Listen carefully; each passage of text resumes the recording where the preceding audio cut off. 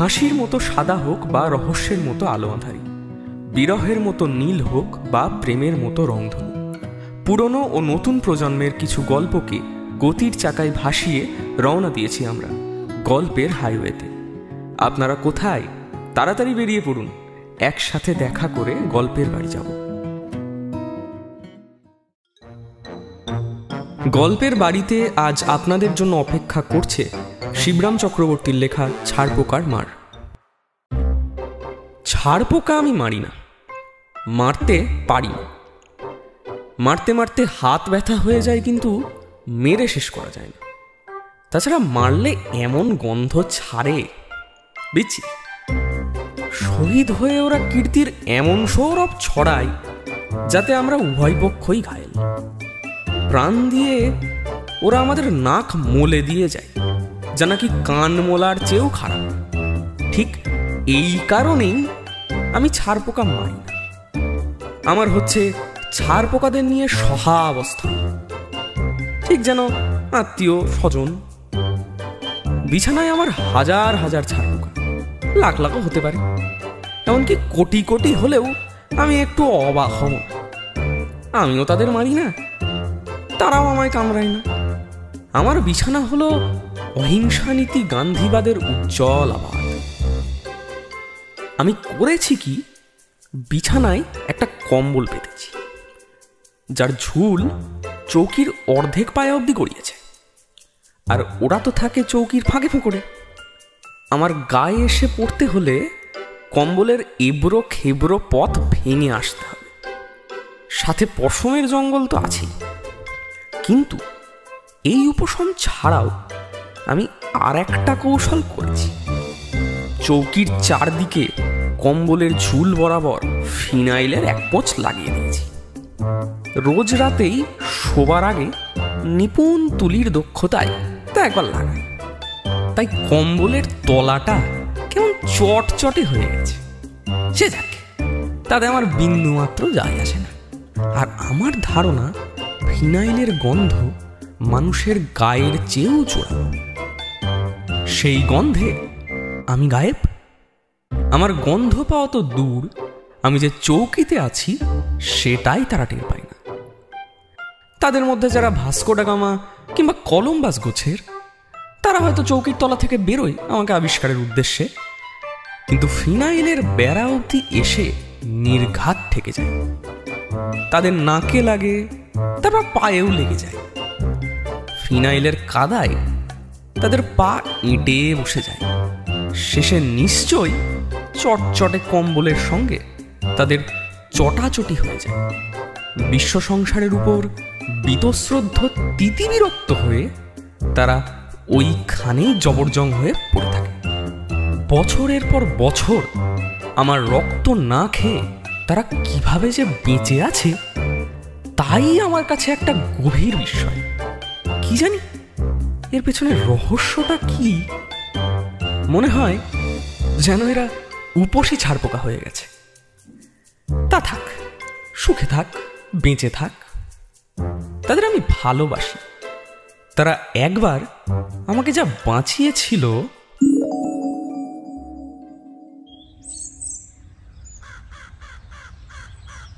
সকালে সবে খুঁড় নিয়ে বসেছি, এমন সময় আমার বন্ধু বদ্রীনাথ হন্তদন্ত হয়ে হাজির। পালাও পালাও পালাও, শিগগির পালাও। করছো কি? মানে পালাবো কেন? দেখছো না দাড়ি কামাচ্ছি। আরে হরেকেষ্টদা আসছে যে, এসে এইখানে তোমার বাসায় উঠবে। অত সস্তা নয়, বুঝলে, অত সস্তা নয়। আরে গতবারও কলকাতায় এসে আমার ওখানে উঠেছিল। যাবার সময় বলে গেছে আবার এলে তোর বাসাতেই উঠবো। তোকে না পেলে শিবু তো আছে। হ্যাঁ, আর সকালের দিকে শিয়ালদা গেছিলাম এক টিটিআই বন্ধুর সঙ্গে দেখা করতে। গিয়ে দেখি প্ল্যাটফর্মে হরেকেষ্টদা ট্রেন থেকে ব্যাগ হাতে নামছে। বুঝলাম। আর তারপর তুমি পালিয়ে এলে?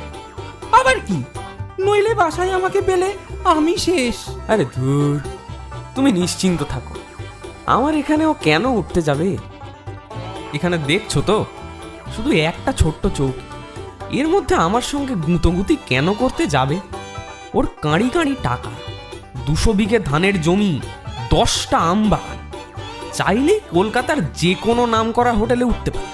কঞ্জুস কঞ্জুস, 1 নাম্বারের কঞ্জুস। গতবার আমার মেসে ওর জন্য গেস্ট চার্জ দিয়ে ফতুর হয়ে গেছি। একেবারে 3 মাস নট নরঞ্চল। আবার কি যাবার সময় আমার শখের সব জিনিসগুলো নিয়ে চলে গেল। কি বলো? আরে হ্যাঁ, dressing table, deck chair, bracket, তারপর আমার অ্যালার্মের টাইম পিসটা পর্যন্ত। বলে কি না, বাহ, খাসা হবে। এসব জিনিস পাড়া গায়ের লোক চোখে দেখেনি এখনো। শেষে তো আমার টুথব্রাশটা ধরে টানাটানি। বলো কি হে, একজনের পুরুষ আবার আরেকজন ব্যবহার করে নাকি? বললো জুতোই কালি দেবে। এমনকি আলমারিটা ধরে উঠানো তো টানছিল বইপত্র সমেত। নিহাত খুব ভারী বলে পারলো না, বলে গেছে পরের বার মুটের সাহায্যে নিয়ে যাবে। যাক, মোটের ওপর আলমারিটা তোমার বেঁচে গেছে, মুটের ওপর চাপেনি। আমি বাবু পালাই, এক্ষুনি হরেকেষ্টদা এলো বলে। এখনই বাড়ি যাবে? বসো, চা খাও। বাড়ি? আজ সারাদিন আমি গা ঢাকা দেব, গভীর রাত্রে ফিরবো বাসায়। হরেকেষ্টদার ভয়ে বাসাতেই ফিরবে না? তা সারাদিন কোথায় থাকবে? আর কি, ঘুরে বেড়াবো রাস্তায় রাস্তায়। হরে কেষ্ট, হরে কেষ্ট, কেষ্ট কেষ্ট, হরে হরে। বদ্রীনাথ চলে যাবার পর দাড়িটা কামিয়ে মুখ ধোয়া মাত্র দেখি হরেকেষ্টদা ব্যাগ হাতে হাজির। আসুন আসুন হরেকেষ্টদা, আস্তাজ্ঞে হোক। আমার কি ভাগ্যি যে আজ আপনার পায়ের ধুলো পড়লো। বদ্রীনাথকে বাসায় পেলাম না রে, অগত্যা তোর কাছে আসতে হলো। আরে কি যে বলেন, আসবেন বই কি, 1000 বার আসবেন। আপনি হলেন গিয়া আমাদের হরেকেষ্টদা, আমাদের গাঁয়ের মাথা। আমরা কি পর নাকি? তা নয়, তা নয়, তবে কি না বদ্রীনাথ ছেলেটা ভালো, তার ওখানে উঠি আমাকে পেলে সে বেজায় খুশি হয়। মানে আমি কি অখুশি নাকি? বসুন, চা নাই?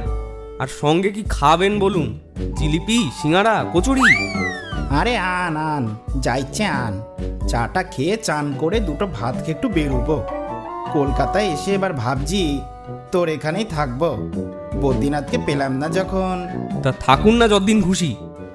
দাঁড়ান, চাটা আনাই। তার আগে পোর্টম্যান্টোটা খুলে পয়সাটা।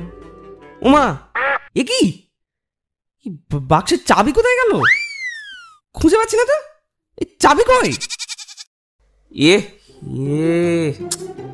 বাক্সটা ভাঙতে হবে দেখছি। এই এখন চাবিওয়ালা কোথায় পাবো? আরে না না, ভাঙবি কেন? দুবেলা চাবিওয়ালা হেঁকে যায় রাস্তায়, ডেকে নিলেই হবে। তা পোর্টম্যান্টোটি বেশ, কিন্তু ভাঙিস না, আমায় দিস বরং, দেশে নিয়ে যাব। আরে এখন কত টাকা লাগবে বল না, আমি দিচ্ছি না হয়। তাই দেও তাহলে গোটা 5 5 টাকা? দাঁড়া, 5 নেই রে, 10-এর একটা নোট আছে। তাই দাও, পরে বাক্সগুলো দিয়ে দাও। এরপর হরেকেষ্টদার পয়সায় চা, কচুরি, সিঙ্গারা, জিলিপি, জিবে গজা, রাজভোগ, দরবেশ, কত কি।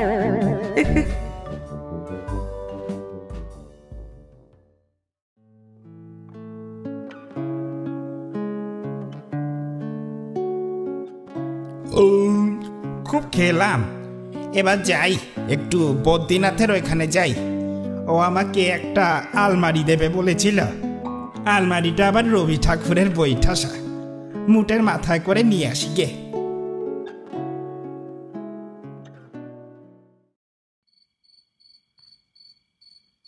সন্ধে অন্ধকার হয়ে রাত 10:30 বেজে গেল। দেখি হরেকেষ্টদা হাই হাই করতে করতে আসছেন।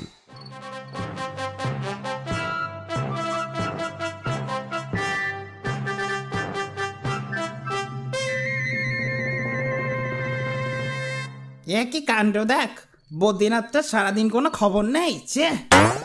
আপনি এতক্ষণ ওর বাসাতেই ছিলেন? আরে বেটা, নিজেই তো বাসাতে নেই, ঘরে তালা ঝুলছে দেখলাম, লোকজন বলছে আবার সকাল থেকেই নেই। অগত্যা বাসার সামনে একটা চায়ের দোকানে বসেছিলাম। সে কি এতক্ষণ? শুধু শুধু কি আর বসতে দেয়? বসে বসে চা খেতে হলো। 300 কাপ চা খেয়েছি, সঙ্গে খান 50 টোস্ট আর 2.5 ডজন অমলেট। খেয়ে গেছি সব বদ্রীনাথের অ্যাকাউন্টে। বাহ! হ্যাঁ খেয়েছি, আর লক্ষ্য রেখেছি বেটা কখন ফেরে, কিন্তু না, এই রাত অব্দিও ফিরল না। তাহলে আর কি করবেন? খেয়ে দিয়ে শুয়ে পড়ুন এবার। না, আর কিছু খাবো না। চা খেয়েছি তাতেই অম্বল হয়ে গেছে। বাপের জন্মে কোনোদিন 300 কাপ চা খাইনি। শুয়ে পড়বো শটান। মেঝেতে বিছানা করে দে। আমি কিন্তু বেডিং ফেডিং কিছু আনিনি। বাড়তি বিছানা আছে তো, এই তো মেঝের এখানে মাদুর টাদুর কিছু পেতে দে না হয়। কি তুমি মেঝেতে শোবে? কি বলছো তুমি হরেকৃষ্ণদা? অমন কথা কেউ মুখে আনে? আমার যে পাপ হবে। তুমি আমার চৌকিতেই শোবে, আমি এই কম্বলটা বিছিয়ে শুয়ে পড়ছি মেঝেতে। তা বেশ, তা বেশ। এবার আমি ফিনাইল লাঞ্ছিত কম্বলটা বিছানার থেকে তুলে নিয়ে মাটিতে বিছিয়ে দিই, আর চৌকিতে তোষকের ওপর ধবধবে চাদর পেড়ে হরেকৃষ্ণদার জন্য পরিপাটি বিছানা করে দিই।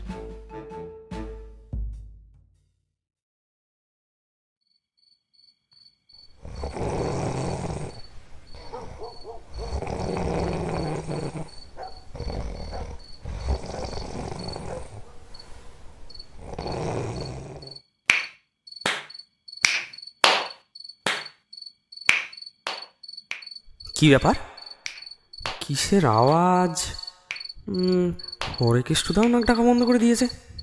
ওরে শিবু, শিবু রে, আলোটা জ্বাল তো। কি করে জ্বালাবো হরেকৃষ্ণদা? 11টার পর তো মেন সুইচ অফ করে দেয়। তাহলে দেশলাই আছে? কি যেন কামড়াচ্ছে, খুব জ্বলছে। কোথায় পাবো দাদা দেশলাই? আমি কি সিগারেট খাই? মোমবাতি বাজারে। কি সর্বনাশ, তাহলে টর্চ? এই রাত দুপুরে কেন এত টর্চার করছেন হরেকৃষ্ণদা? চুপচাপ ঘুমান দেখি। ঘুমাবো কি রে, জ্বালিয়ে খাচ্ছে যে। বাপাসটা পুরো খেয়ে নিল। বাপাসে শুয়েছিলাম, পুরো পা থেকে ঘাড় পর্যন্ত জ্বলছে। পাশ ফিরে শোন। পাশ ফিরে শোবো মানে? শুতে কি দিচ্ছে যে শোবো? বসতেও দিচ্ছে না, ভীষণ কামড়াচ্ছে রে। ঠিকই দাদা, কে জানে কি আবার কামড়াবে। এ তো দেখছি মেরে ফেলবে আমায়, তিষ্ঠতে দিচ্ছে না। কি পুষে রেখেছিস তুই জানিস? এই ছাড় পোকা নয় তো রে? ছাড় পোকা? অসম্ভব, হতেই পারে না। আমি একদিন ধরে শুচ্ছি, টের পেতুম না। তুই একটা কুম্ভকর্ণ। না, বিছানায় আর নয়, আমি বারান্দায় গিয়ে দাঁড়াই গে। তিনি বিছানা ছেড়ে বারান্দায় গিয়ে দাঁড়িয়ে থাকলেন সারা রাত। তারপর সকালে উঠে আমরা দেখলাম, আমি দেখলাম, দাদা তো আগে থেকেই উঠেছিলেন, তিনি শুধু দেখলেন চৌকির ওপর হাজার হাজার ছাড়পোকার মৃতদেহ। হরেকৃষ্ণদার চাপে আর চটাপট চাপড়ে ছাড়পোকাদের ধ্বংসাবশেষ। ইয়েস, তুই এখানে থাকিস কি করে রে? এই বিছানায় ঘুমোস কি করে তুই? তুই একটা রাস্কেল, রাবিশ, কুম্ভকর্ণ। না, আর আমি এখানে নেই। মা কালীর দিব্যি আর কখনো এখানে আসছি না বাবা। আমার নাকে খত, বদ্রীনাথের বাসাতে আমি থাকবো। যাই, আমি চললাম। সকাল সকাল গিয়েই পাকড়াই তাকে। এইটা বলেই হরেকৃষ্ণদা আর দাঁড়ালেন না, ব্যাগ হাতে শটান বেরিয়ে পড়লেন।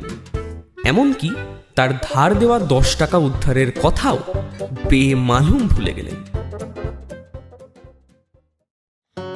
আজ আপনারা শুনলেন শিবরাম চক্রবর্তীর লেখা ছাড়পোকার মার। এই গল্পে গল্প পাঠ এবং শিবুর চরিত্রে আমি সৌরদীপ, বদ্রীনাথের চরিত্রে শিবাঞ্জন, হরেকৃষ্ণদার চরিত্রে সুদর্শন। গল্পের বাড়িতে পরের গল্পের সাথে পরিচয় করবার জন্য সাবস্ক্রাইব করে জুড়ে থাকুন আমাদের সঙ্গে। এই সফর ভালো লাগলে পৌঁছে দিন আপনার সকল বন্ধুদের কাছে। লাইক ও কমেন্ট করে আপনাদের মতামত জানাতে ভুলবেন না।